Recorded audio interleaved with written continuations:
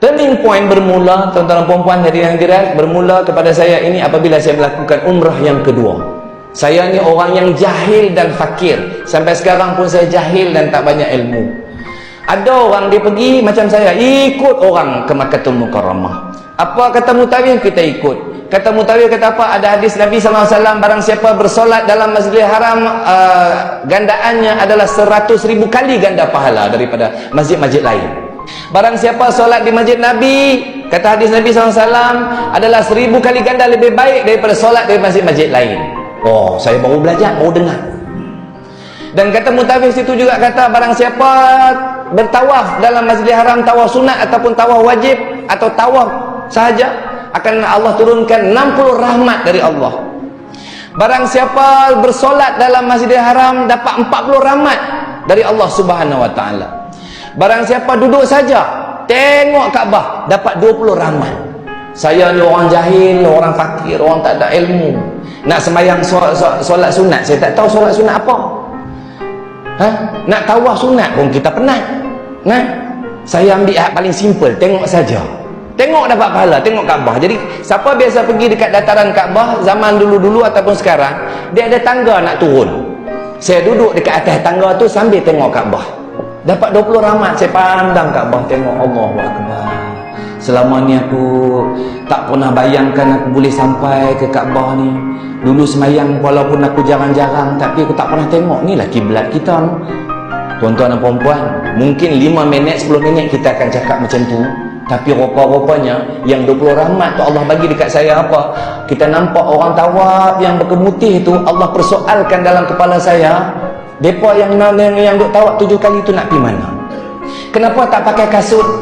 Bagaimana besok kalau dibangunkan ketika di hari akhirat di padang mahsyar yang tak pakai kasut tu macam mana berkemutihnya?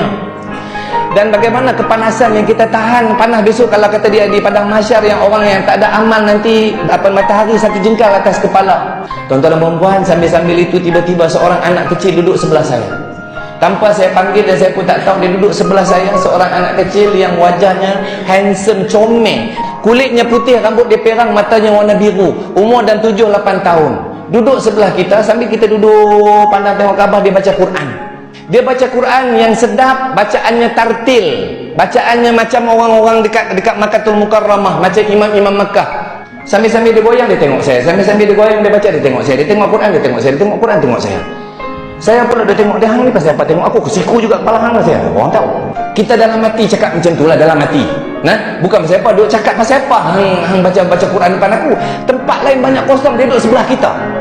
Rupa-rupanya tuan-tuan dan puan-puan, dalam hati kita ni ada sifat yang Allah bagi. Satu, kita belagak, sombong, apa lagi? Ujub, apa lagi? Dia jadi main tu. Bukan rasa bongkak pasal apa? Bongkak, aku nak bagi tahu dekat hang, aku dah hatam Quran umur aku 12 tahun dulu. Saya mengaji Quran umur 7 tahun, hatam Quran umur 12 tahun. Nak bagi tahu dekat dia, aku dah baca Quran, hang sibuk baca Quran pasal apa depan aku? Dia abang macam tu. Rupa-rupanya dia main dekat hati kita, hang baca Quran, tak apalah, aku pun nak baca Quran. Saya pun ambil satu Quran, hang tunggu aku baca. Kita pun dah lama tak pegang Quran, langsung tak pegang Quran. Saya buka Quran pun lupa lah. Saya ingat baca macam baca surah Abad, buka daripada belah sini ke sini, buka sini tengok juz Amma. Saya ingat nak baca surah biasa-biasa, Inna a'tainakal kausar. Alamak, tengok 3 ayat, malu ke dia baca surah panjang.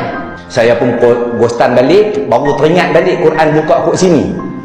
Bila buka kat sini tuan-tuan dan puan-puan, saya mula baca Bismillahirrahmanirrahim, Alif Lam Mim. Dengan aku pun boleh baca juga. Aku pun goyang macam hang juga.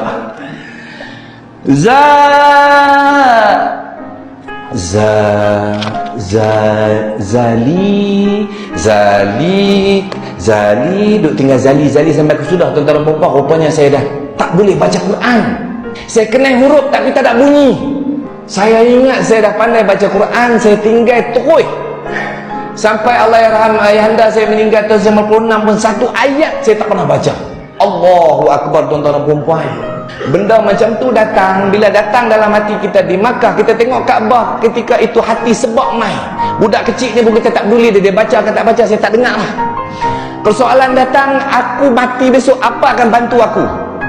Kalau mak aku meninggal besok, apa yang aku boleh bantu mak aku? Allahu Akbar. Tuan-tuan dan puan-puan, persoalan itu datanglah buatkan kita sebab sedih dan macam-macam. Bila kita sebab air mata keluar, tuan-tuan dan puan-puan, bukan boleh paksa. Air mata ni bukan boleh paksa, dia keluar sendiri, naturally, kata orang Kok Diang.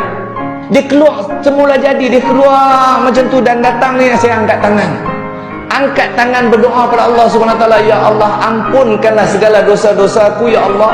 Makbulkanlah doa-doaku. Yang pertama, ya Allah, aku nak kahwin, ya Allah. Yang kedua, lepas aku kahwin, ya Allah, bagi aku anak yang soleh dan yang solehah. Ketiga, ya Allah, aku seronok beramal dekat masjid, dekat Masjidil Haram ini. Dan aku boleh, kalau boleh, ya Allah, aku nak rumah dekat masjid.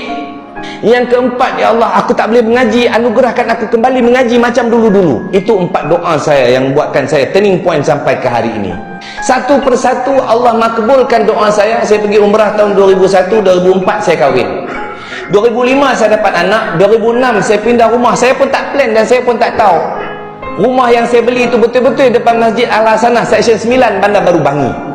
Dan doa saya yang keempat, saya nak mengaji, saya dapat dengan guru saya 3 orang. Saya belajar 3 orang guru. Guru saya yang pertama Al-Fadhil Ustaz Napi Hastarani, guru saya yang kedua Ustaz Termizi Abdul Rahman, dan guru saya yang ketiga Ustaz Muhammad Rodi bin Rejab.